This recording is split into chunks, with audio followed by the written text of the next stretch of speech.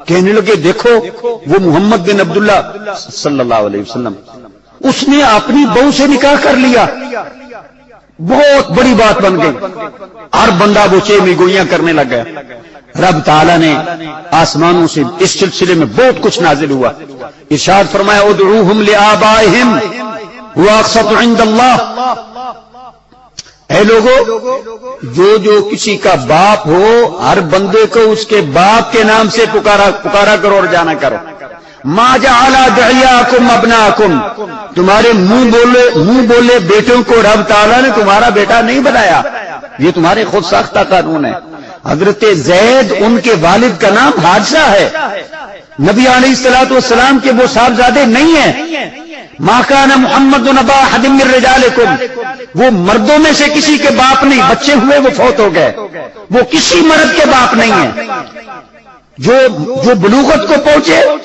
ان میں سے کسی کے باپ والد نہیں ہیں۔ حضرت زید، یہ زید بن حارثہ ہیں،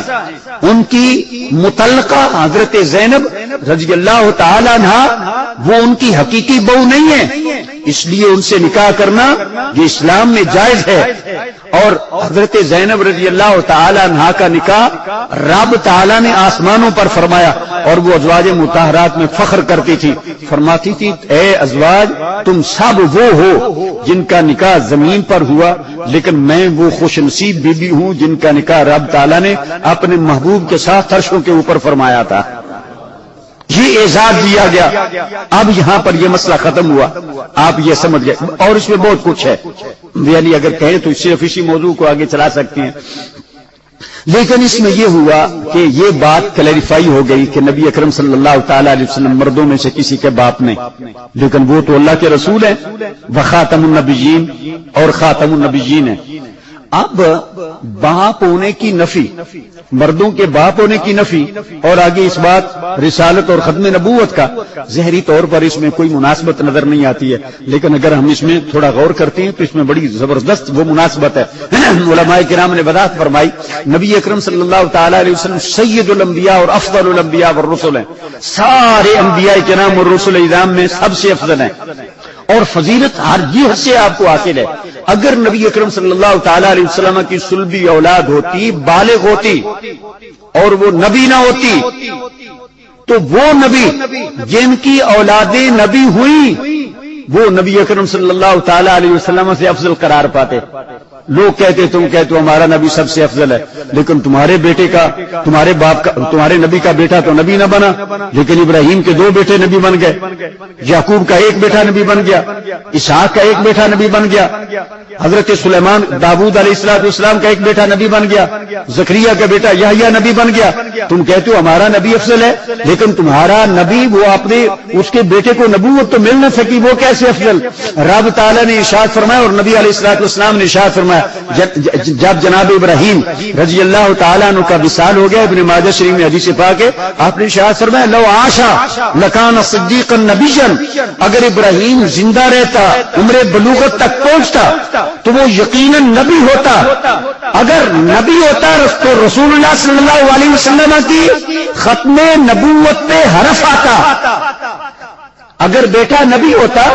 تو رسول اللہ صلی اللہ علیہ وسلم کی ختم نبوت پہ حرف آتا، اگر نبی نہ ہوتا تو افضل الرسل پہ حرف آتا۔ رب تعالیٰ کو یہ گوارا نہ ہوا، بچوں کو بلوغت سے پہلے دنیا سے اٹھا لیا اور اعلان یہ فرما دیا کہ میرا نبی کسی مرد کا، بالغ کا باپ نہیں، ہاں وہ بچے تھے اس دنیا سے رخصت ہو گئے، اس کا تو مقام یہ ہے، یہ اللہ کا رسول ہے اور خاتم النبیین ہے،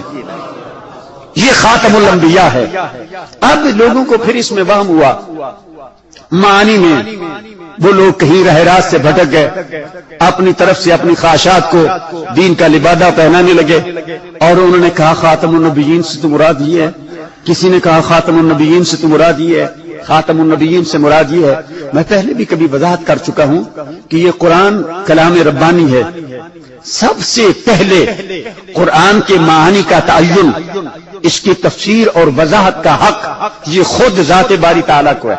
متکلم یہ بہتر جانتا ہے، متکلم بہتر جانتا ہے کہ میرے کلام کا کیا معنی ہو سکتا۔ اگر غالب ہے، غالب نے شعر لکھا، غالب نے غزل کہی،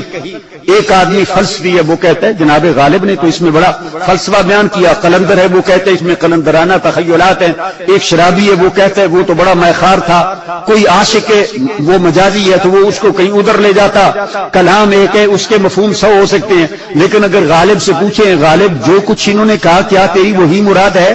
تو ممکن ہے غالب ساری مرادوں کا انکار کر دے۔ متکلم بہتر جانتا ہے کہ اس کے مفہوم، اس کے کلام کا کیا مفہوم ہو سکتا۔ اب رب تعالیٰ سے یعنی ہم یہ اپنے ذہن میں یہ سوال کرتے ہیں کہ کیا رب تعالیٰ نے قرآن کریم کی کوئی تفسیر، کوئی معانی، اس کی کوئی تعویلات یا اس کے مفہومات، تعبیرات یا ترجمانی رب تعالیٰ نے اپنے کلام کی نازل فرمائی؟ فرمایا ہاں